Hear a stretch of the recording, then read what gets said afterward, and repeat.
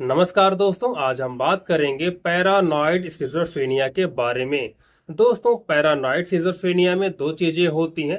पहला होता है डिल्यूजन और दूसरा होता है हालुसिनेशन। दोस्तों, डिल्यूजन का मतलब यह होता है कि व्यक्ति के मन में जो विचार आ रहे होते हैं, व्यक्ति उसे एकदम सही मान लेता है। जैसे इसमें पहला है डिल्यूजन ऑफ रेफरेंस। दोस्तों, जैसे दो लोग बातें कर रहे हैं तो ये लगना कि वो मेरे बारे में बातें कर रहे हैं, ये लगना कि वो मुझे देख के इशारा कर रहे हैं।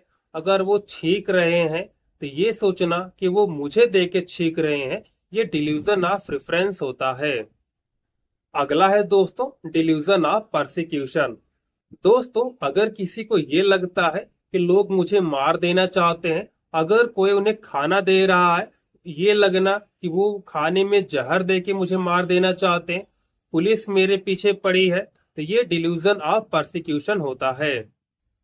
अगला है डिल्यूजन ऑफ ग्रैंडियोसिटी। दोस्तों, अगर किसी को ये लगता है कि वह बहुत बड़ा आदमी है, वह भगवान बन गया है, लोग उसके पास आए बैठे, वह सबका कल्याण करेगा, सबकी बातें सुनेगा, तो ये डिल्यूजन ऑफ ग्रैंडियोसिटी है। अगला है दोस्तों डिल्यूजन ऑफ कंट्रोल। दोस्तों, अगर किसी को ये लगता है कि दूसरे लोग उनके विचारों को, उनके भावनाओं को, उनके कार्यों को कंट्रोल कर रहे हैं, तो ये डिल्यूजन ऑफ कंट्रोल होता है।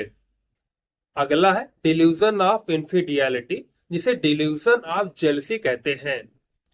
दोस्तों, अगर किसी को ये लगता है कि उनका जीवन साथी बेवफा है, वो उनको धोखा दे देगा, वो किसी और के साथ संबंध बनाए हुए है, इसे डिल्यूजन ऑफ इनफिडेलिटी या डिल्यूजन ऑफ जेलसी कहते हैं। इसमें पेशेंट को ईर्ष्या का भ्रम भी होता है। इसके बाद जो दूसरे नंबर पे है वो है हालुसिनेशन। दोस्तों, हालुसिनेशन का मतलब होता है जो चीजें एग्जिस्ट नहीं करती, पेशेंट वो चीज देख सकता है और सुन सकता है। जैसे दोस्तों, आपने कभी न कभी किसी ऐसे व्यक्ति को देखा होगा जो अपने आप से बातें कर रहे होते हैं। वो अपने आप से बातें इसलिए कर रहे होते हैं क्योंकि उनके कानों में कुछ आवाजें आती हैं जिसका वो रिप्लाई करते हैं। या वो किसी ऐसे व्यक्ति को देख सकते हैं जिन्हें कोई नहीं देख सकता, उनसे वो बातें करते हैं। अगला है थॉट इको। इसमें पेशेंट अपने मन में जो सोचता है उसे वो चीज उसे सुनाई भी देती है।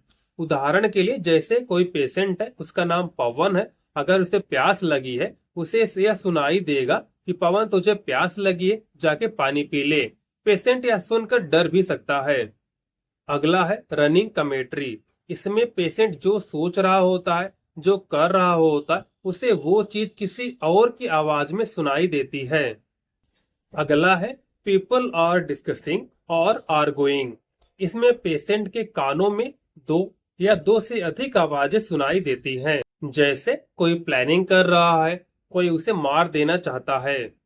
और यदि पेशेंट किसी और से पूछे क्या आपको ये आवाजें सुनाई दे रही है, और वो बोले नहीं मुझे ये आवाजें सुनाई नहीं दे रही है, तो पेशेंट को ये लगता है कि सारे लोग आपस में मिले हुए हैं।